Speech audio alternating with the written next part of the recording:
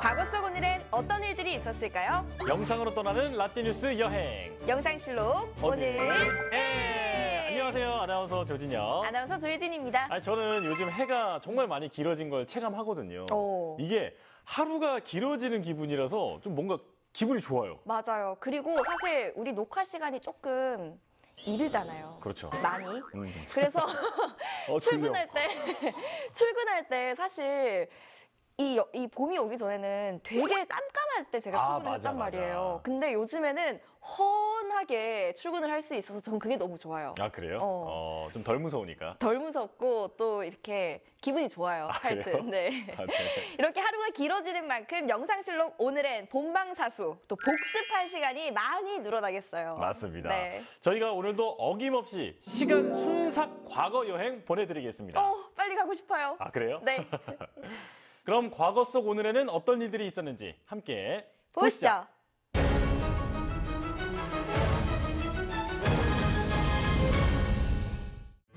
서울시 영등포구 여의도동 60번지 1985년 5월 30일 이곳에 동양 최고의 빌딩이 우뚝 섰습니다. 바로 63빌딩인데요. 지상 높이 249m에 지하 3층, 지상 60층, 연면적 16만 6천 제곱미터, 해발 높이는 264m로 남산보다 1m 낮고 당시 동양 최고 빌딩이었던 일본 도쿄 선샤인 빌딩보다 25m 높았습니다.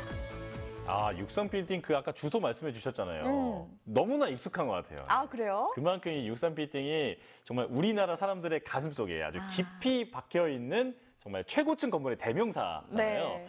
자, 예진 씨는 63빌딩 가보셨어요? 저 가봤죠. 언제 가보셨어요? 서울에 올라왔을 때 이제 가장 먼저 가야 하는 곳 남산. 그 다음 리스트가 쫙 있거든요. 그쵸, 그 리스트 중에 항상 있던 곳이죠. 63빌딩은 그 불꽃 축제 할 때 또 그 근처에서 보면 기가 막히거든요. 63빌딩은 88 서울올림픽과 함께 강성해진 한국 국력의 상징이었습니다. 19세기 중반 철강을 활용한 건축공법의 발달, 엘리베이터의 발명으로 초고층 빌딩 건축이 가능해지면서 빌딩의 높이는 각국의 첨단 건축 공법과 국력을 보여주는 시험대가 됐는데요. 당시 63빌딩은 미국 SOM사와 국내 건축가 박춘영 씨가 설계를 맡았고 시공도 국내 기술로 해결해 당시 한국 건축수를 인정받는 계기가 되기도 했습니다. 근데 진혁 씨, 이 63빌딩이 처음에는 63빌딩이 아니라 이름이 바뀔 뻔했어요. 뭘로요? 14빌딩. 14빌딩? 네. 그럼 뭐야? 14층밖에 안 됐다는 거예요? 처음에는 14층으로 건축 허가를 냈다가 이후에는 54층, 다시 60층으로 층수가 변경되었다고 하네요. 그런 사연이 있었구나. 네. 못 볼 뻔했어요, 63빌딩. 14빌딩 뭔가 느낌이 좀 별로다. 안 살아요, 맞아요. 네. 자, 그럼 이번에는 1972년으로 가볼까요? 1972년 5월 30일 이스라엘 텔아비브의 로드 공항에서 일본 적군파 4명이 수류탄을 던지고 자동 소총을 난사했습니다. 이 테러로 이스라엘인 등 27명이 숨지고 70여 명이 다쳤는데요. 사건 뒤 팔레스타인 해방인민전선은 성명을 발표해 이스라엘군의 기습 공격으로 사살된 동지들에 대한 보복이라고 밝혔습니다.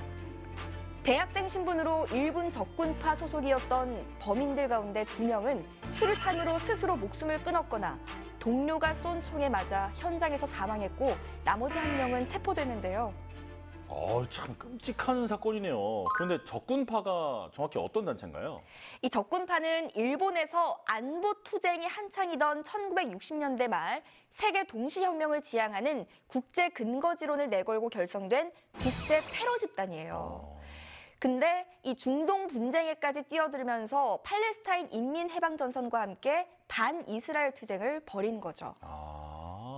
그 1970년대 납치 사건이나 그 인질 사건에 자주 등장하던 그 단체군요. 네, 맞아요. 일본 요도호 납치 사건, 또 헤이그 주재 프랑스 대사관 인질 사건과 같이 1970년대를 얼룩지게 한 많은 테러를 저질러서 최근까지도 국제사회의 감시를 받아왔는데요. 그런데 이 적군파 여성 지도자 시게노부가 2001년 조직 해체를 선언했기 때문에 사실상 와해된 상태라고 하네요. 당시 적군파는 팔레스타인 인민해방전선과 검은 9월단의 합의 아래 이 테러를 자행했습니다. 여러 희생자를 낳은 이 테러는 한동안 국제사회에서 적군파를 견제하는 계기가 되기도 했습니다. 그럼 이번에는 1998년으로 가볼까요? 1998년 5월 30일 아프가니스탄 수도 카불에서 북쪽으로 250km 떨어진 타흐르주 로스탁 일대에서 리히터 규모 7.1의 강진이 일어나 5,000명 이상이 숨졌습니다. 안타깝게도 이곳은 석 달 전에 지진이 엄습해 4천여 명이 사망한 곳이었는데요. 아니 그럼 이게 몇 달 만에 9천 명이나 이런 자연재해로 사망한 거잖아요. 네. 당시 지진으로 인해 50여 개 마을의 가옥 수천 채가 완전히 파괴됐습니다. 마을이 대부분 산의 경사면에 조성돼 있어서 지진 피해가 더 커진 셈인데요.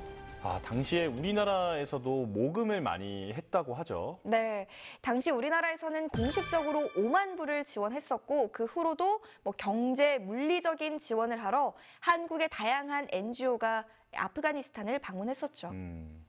아프가니스탄은 유럽 알프스와 아시아 히말라야 조산대에 들어가 환태평양의 불의 고리처럼 지진이 잦은 국가인데요.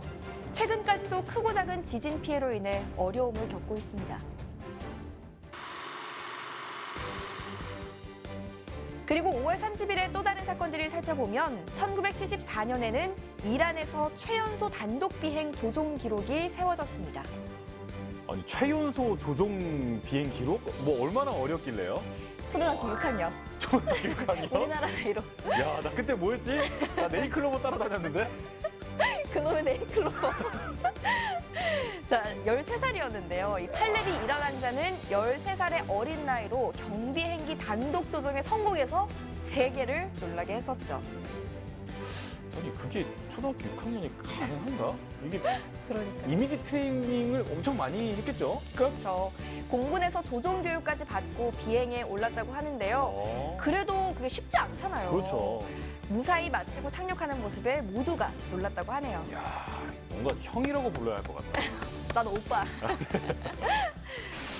그리고 또 소설 닥터 지바고의 작가 보리스 파스테르나크가 1960년 5월 30일 사망했습니다.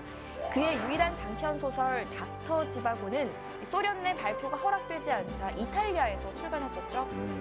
이 작품으로 노벨 문학상도 수상하기도 했잖아요. 맞아요. 정확하게 말하면 수상을 거부하긴 했죠. 1958년 노벨 문학상 수상자로 결정이 됐지만 러시아 작가 동맹을 비롯한 러시아 내에서 커다란 반대가 나와서 수상을 거부했다고 하네요. 자, 영상실록으로 만나본 오늘의 과거 여러분은 어떠셨나요? 그럼 다음 시간 더 알찬 이야기로 다시 만나요.